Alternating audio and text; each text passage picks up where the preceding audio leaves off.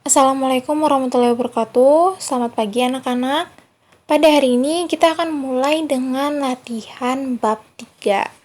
Ibu sudah bagikan pada kalian soal dan ulasan keseluruhan babnya pada minggu-minggu kemarin.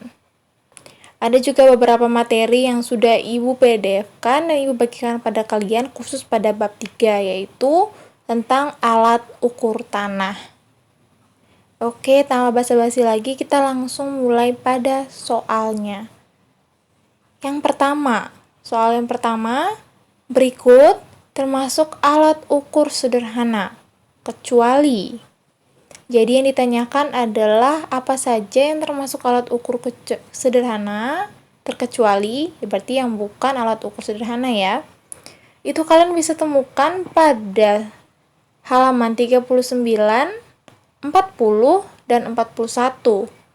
Yang ada pada halaman tersebut adalah meteran, kompas, kilometer, teropong pendatar tangan, dan odometer. Sesuai dengan yang ada pada 3 halaman tersebut, maka jawaban yang benar adalah water pass. Water pass tidak termasuk pada alat ukur sederhana, yaitu D. Kita langsung pada nomor 2. Nomor 2, alat ukur tanah sederhana yang komponen utamanya berupa roda adalah, jawabannya adik-adik bisa dapat pada halaman 41 dan 42, yaitu pada alat ukur sederhana yang bernama odometer. Odometer adalah alat survei sederhana yang berbentuk roda dengan pegangan tangan yang dilengkapi alat pencatat putaran yang menunjukkan panjang jarak setiap satu putaran roda. Pada halaman selanjutnya, yaitu di halaman 42, adik-adik bisa lihat sendiri odometer itu seperti apa. Ada gambarnya. Jadi jawaban yang benar adalah B, odometer. Lanjut pada pertanyaan selanjutnya adalah, berikut alat ukur dengan tingkat ketelitian paling rendah hingga tinggi pada pita ukur adalah, ini juga masih pada alat ukur sederhana, yaitu pita ukur atau meteran. Pada pita ukur ada 3 jenis pita ukur, yaitu metallic cloth, steel tape, dan steel alloy. Pada metallic cloth, ini terbuat dari kain, sehingga tingkat ketelitiannya itu sangat rendah. Pada steel tape, pita ukur ini terbuat dari bahan baja yang memiliki sifat kaku dan daya muainya kecil dan tahan lama. Oleh karena itu, alat ini termasuk memiliki tingkat ketelitian yang tinggi. Selanjutnya adalah steel alloy. Pita ukur jenis ini terbuat dari bahan baja alloy, yaitu bahan yang berasal dari campuran baja, nikel, dan nikel. Pada pita ukur jenis ini memiliki muai yang sangat kecil. Jadi muainya ini sangat kecil. Dengan demikian, alat pita ukur ini memiliki tingkat ketelitian yang sangat tinggi. Perlu adik-adik ketahui, tingkat muai suatu benda itu sangat mempengaruhi tingkat ketelitiannya. Perbedaan antara steel alloy dan steel tape adalah steel alloy memiliki tingkat muainya itu sangat kecil, jadi lebih kecil dibandingkan dengan steel tape. Jadi jawaban yang benar adalah metallic cloth, steel tape, baru steel alloy. Jadi steel alloy ini yang paling kuat, baru steel tape, baru metallic cloth. Jawaban yang benar adalah A. Selanjutnya adalah nomor keempat. Pertanyaannya adalah, visir pada kompas berguna untuk. Bagi adik-adik yang belum tahu apa itu visir, bisa lihat gambarnya pada sisi ini. Visir adalah garis, dia ada satu garis pada lubang ini. Seperti benang terbuat dari besi yang ada pada kompas.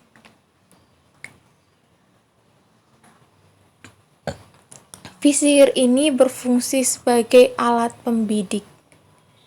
Jadi, saat membidik suatu benda, adik-adik menempatkan benda itu tepat pada visir.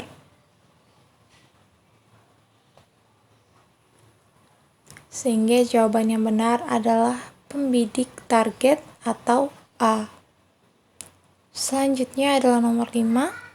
Statif atau kaki 3 biasa digunakan pada alat ukur tanah jenis berikut. Kecuali A. Tilting level, B. Dumpy level, C. Upney level, D. Automatic level, E. Water pass. Kita lihat pada halaman selanjutnya. Kaki 3 biasanya digunakan oleh alat ukur optik. Alat ukur optik itu sudah termasuk water pass dan theodolit. Selain alat ukur optik, water pass lagi. Statif atau kaki 3 itu juga digunakan pada alat ukur elektronik, yaitu total station. Pada pilihan ganda tadi, itu hanya ada tilting level, dumpy level, upney level, automatic level, dan water pass. Salah. Ini nih. Salah halaman, maaf. Tapi sama ya ABCD-nya. Kita lanjut pada jawaban. Water pass benar. Dumpy level termasuk pada jenis-jenis water pass. Dia benar. Tilting level juga benar. Automatic level juga benar. Jadi yang salah dan bukan termasuknya adalah upney level. Upney level ini adalah jenis dari teropong tangan. Itu ada pada alat ukur sederhana. Jadi dia bukanlah alat yang membutuhkan statif atau kaki 3. Kita lanjut pada pertanyaan nomor 6. Nomor 6, teropong pendatar tangan yang dilengkapi bacaan lingkaran berskala disebut upney level. Nah, buat tadi yang penasaran apa itu sebenarnya upney level, ada pada pertanyaan nomor 6, upney level. Pada upney level ini dilengkapi dengan lingkaran berskala, tepatnya setengah lingkaran berskala. Ini juga lingkaran berskala itu juga ada pada kompas. Bedanya pada upney level ini hanya setengah lingkaran berskala. Seperti yang lihat ini ada gambarnya juga. Jadi jawaban yang benar adalah upney level C. Selanjutnya adalah fungsi upney level. Kita masih di tempat yang sama, yaitu upney level. Kalau adik lihat pada halaman 41, sama juga dengan jawaban sebelumnya, bisa adik baca di bagian sini. Jenis upney level atau Sunto level dilengkapi dengan skala bacaan untuk menentukan kemiringan. Jadi di sini juga langsung ada jawabannya, yaitu untuk menentukan kemiringan suatu titik. Jawabannya adalah D. Kita lanjut ke soal berikutnya. Alat ukur yang memiliki prinsip kerja seperti speedometer kendaraan adalah, kita kembali pada alat ukur sederhana. Pada halaman 42 di odometer, adik-adik bisa lihat yang sudah ibu blokkan dengan kotak merah ini. Prosedur penggunaan odometer pun dapat dibilang sangat mudah, seperti seperti halnya fungsi alat speedometer pada kendaraan Anda. Dari pernyataan tersebut sudah jelas jawabannya adalah odometer. Kita lanjut pada pertanyaan selanjutnya. Untuk menentukan posisi water pass tepat di atas titik pengukuran menggunakan apa? A. Pin, B. Galon, C. Unting-unting, D. Bak ukur, E. Prisma. Jawaban yang benar adalah unting-unting.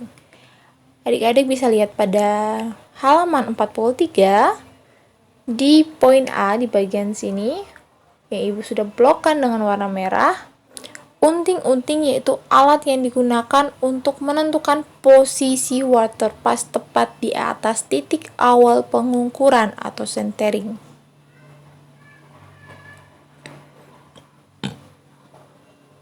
Seperti di sini juga Ibu sudah kasih gambarnya.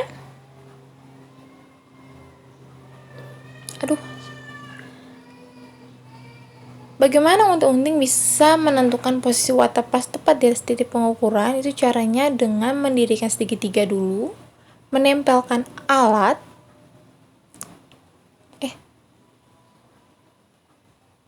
Pertama adik mendirikan segitiga dulu, lalu unting-unting atau tali dari unting-unting ini adik-adik ikatkan pada tengah-tengah segitiga, lalu biarkan dia menggantung tepat di atas titik pengukuran. Jadi apabila unting-untingnya menggantungnya pas tepat dengan arah titik pengukuran di bawah kaki atau segitiga, maka posisi water pass sudah tepat. Selanjutnya adalah nomor 10. Nomor 10, galon adalah alat bantu pengukuran yang berfungsi untuk A. menandai titik, B. mendatarkan alat, C. centering alat, D. target bidikan, E. mengetahui beda tinggi. Jadi galon sebenarnya berfungsi sebagai apa? Kita bisa lihat di bagian sini di halaman 43 juga. Galon yaitu alat yang berupa lembing atau tongkat untuk menandai sementara titik yang diukur. Menandai titik-titik yang akan diukur. Jadi selain titik di mana adik-adik menaruh kaki segitiga dan alat optik walaupun alat elektronik, ada juga titik-titik sebagai tempat bidikan atau titik-titik bidikan yang akan Anda bidik menggunakan alat ukur optik ataupun alat ukur elektronik. Nah, titik-titik itu biasanya ditandai dengan menggunakan galon ini. Sini bisa ada gambarnya. Caranya cukup tusukkan saja pada tanah. Kita lanjut pada nomor 11. Alat water pass yang dilengkapi skrup pengungkit adalah? Jawabannya adik-adik bisa lihat pada halaman 44 pada jenis-jenis water pass, yaitu tilting level. Tilting level. Ibu juga sudah tandai dengan warna merah di sini. Ada pernyataan pada tilting level yang menyatakan bahwa terdapat skrup pengungkit yang berfungsi untuk mengungkit teropong naik. Jadi dari pernyataan tersebut sudah jelas bahwa alat water pass yang dilengkapi skrup pengungkit adalah tilting level. Kita lanjut pada nomor 12. Nomor 12, teropong pada alat dampil level dapat berputar sebesar, itu juga adik-adik bisa dapatkan pada jenis-jenis water pass pada dampil level yang berada pada halaman 43. Ibu juga sudah menandainya dengan garis merah. Di sini ada pernyataan. Dampil level merupakan alat sifat datar dengan teropong yang hanya dapat bergerak sebesar 90 derajat. Jadi jawabannya juga sudah benar, yaitu 90 derajat. Clear? Kita masuk pada pada soal selanjutnya. 13. Fungsi gelembung nivå. Gelembung nivå berfungsi sebagai apa? Ada A. Sentering alat, B. Sentering bidikan, C. Pengaturan alat, D. Koreksi sudut. Wah, E-nya ketutup. Ketutup ya E-nya. E-nya apa ya? Ntar Ibu buka buku dulu. Nomor 13. Koreksi bacaan. E-nya koreksi bacaan ya.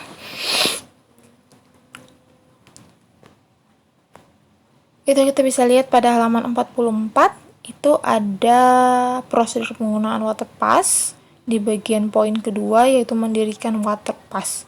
Jadi gelembung NIVO ini digunakan saat kita mendirikan waterpass.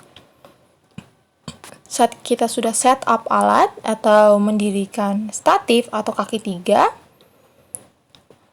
lalu memasangkan alat di atas statif atau kaki 3, pada bagian alat, gelembung NIVO ini ada pada alat ya.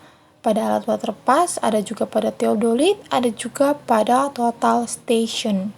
Jadi pada ketiga alat ini, gelembung NIVO ada terletak di alatnya. Ada juga yang berbentuk bulat seperti ini, tapi ada juga yang berbentuk kotak panjang.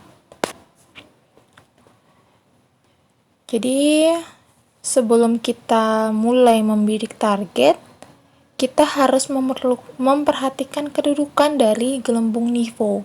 Apakah dia sudah berada di tengah atau belum? Kalau sudah tengah ya seperti ini, kalau belum jelas seperti ini. Ini gelembung NIVO-nya ada di sebelah sini.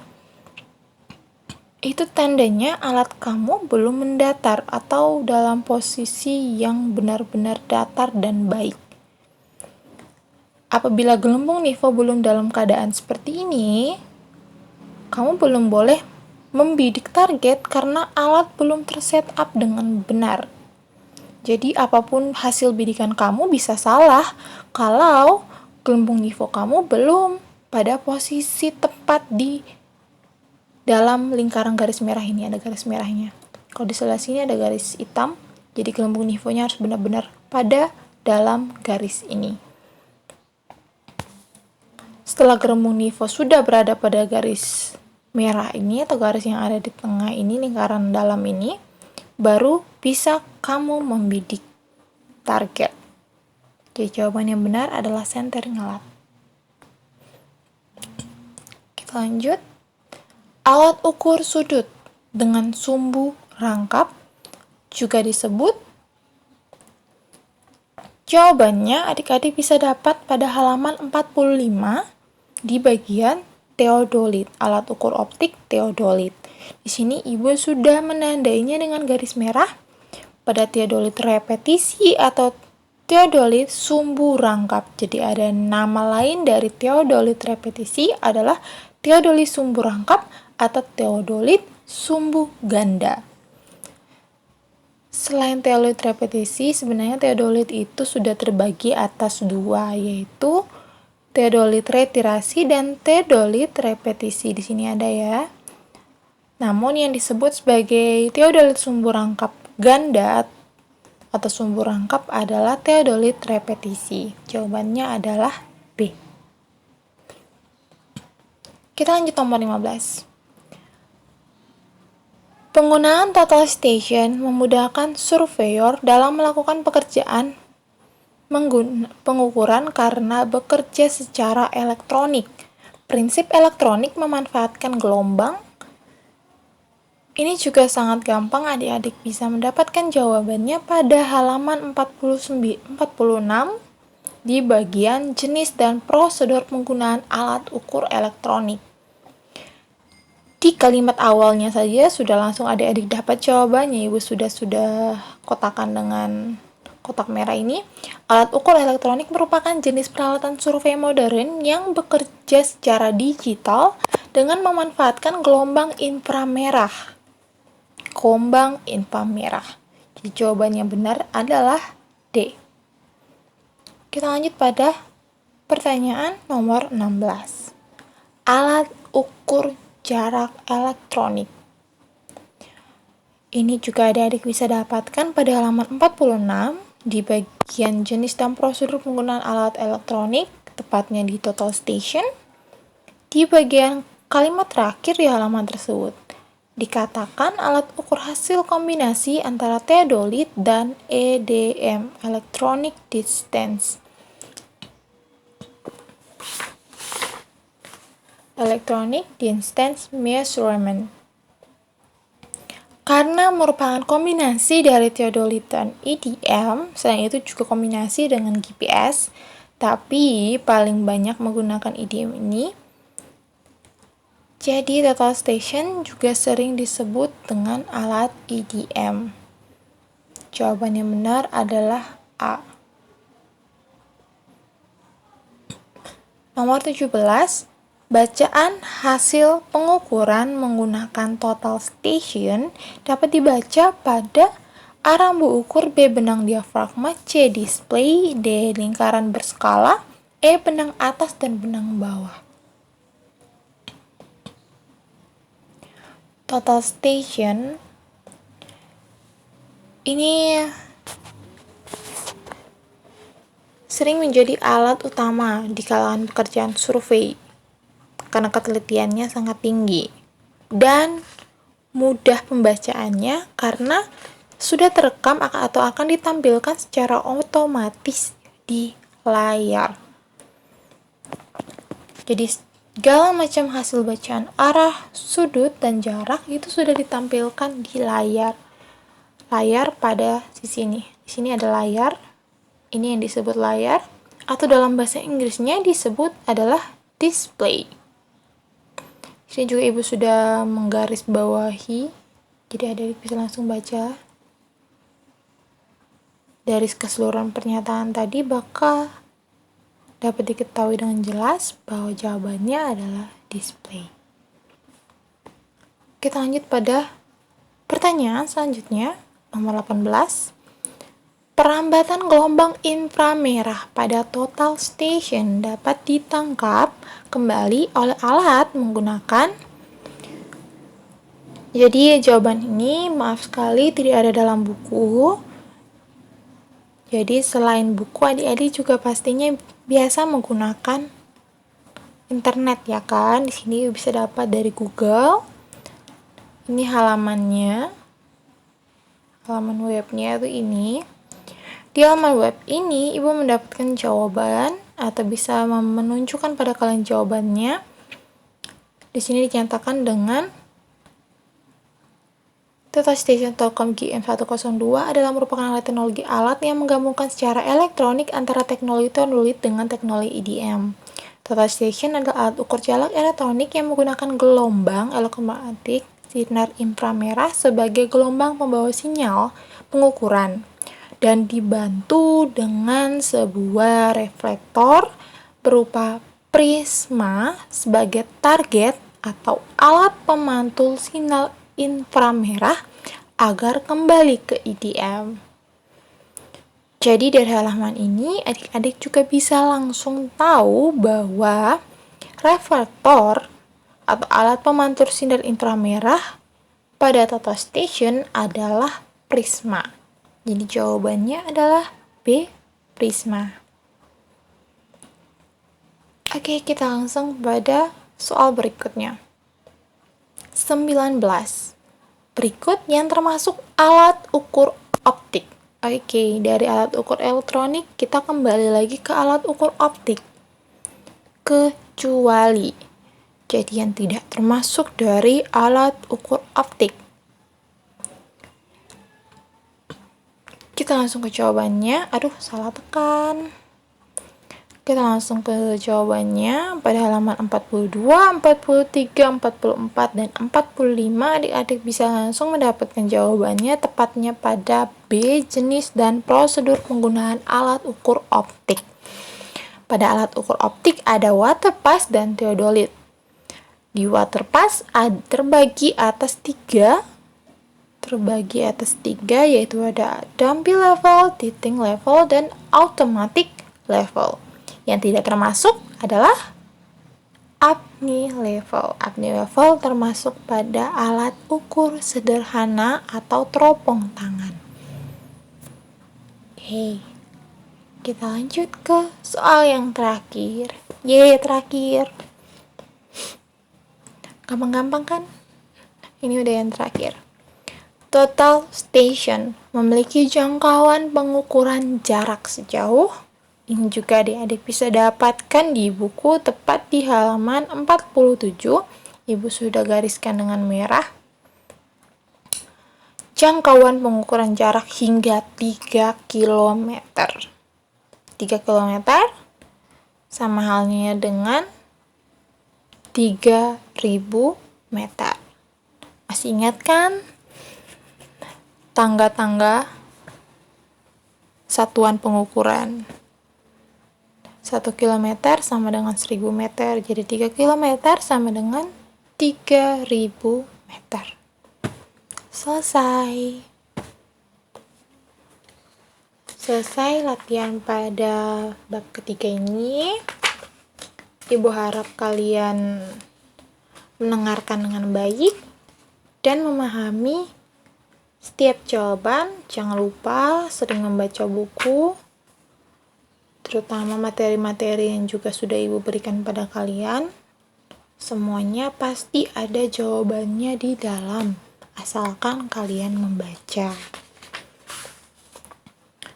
Pada latihan ini juga semua jawabannya ada pada buku, kecuali pada nomor 18 yang adik-adik harus menggunakan Google.